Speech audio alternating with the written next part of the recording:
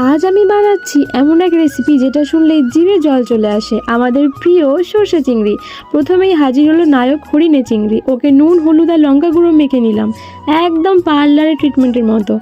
তারপরে এটাকে নিয়ে চলে যাবো আমরা কড়াই। শোনো, কড়াইটা ইগনোর করো আর রেসিপিতে ফোকাস করো, কারণ কড়াইতে আমি একটু আগেই বটবটি আলু ভাজা করেছি। আর এই যে হালকা ভেজে নেওয়ার পরে গন্ধটা এমন যে পাশের বাড়ির বিড়ালও চলে আসবে দেখতে। তারপরে পেঁয়াজ, লঙ্কা, টমেটো দিয়ে তৈরি করা এই পেস্ট আমি দিয়ে দিচ্ছি। তেলে পড়তেই এমন শব্দ হলো যেন কড়াই বলছে, বলো পরের কাজটা কি।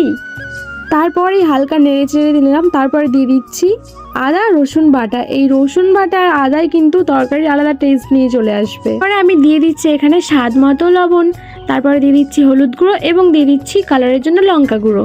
তারপর এটাকে কিছুক্ষণ ভাজার পরে ওতে হালকা করে আমি জল ঢেলে দিচ্ছি এবং যতক্ষণ না তেল ছেড়ে দিচ্ছি ততক্ষণ আমি এটা কষাতেই থাকবো। দেখো এবার তেলটা ছেড়ে দিয়েছে। এবারে আমি এতে দিয়ে দেবো আর একটু পরিমাণে জল, যাতে ঝোলটা করতে পারি। এবং জলটা দেওয়ার পরে অনেকক্ষণ আমরা ফোটাবো। জলটা এরকম ফুটে উঠলেই দিয়ে দেবো চিংড়ি মাছগুলোকে। তারপরে কিছুক্ষণ পর দিয়ে দেবো সর্ষে বাটা। আর এখানে কালো এবং সাদা সর্ষে দুটোই রয়েছে।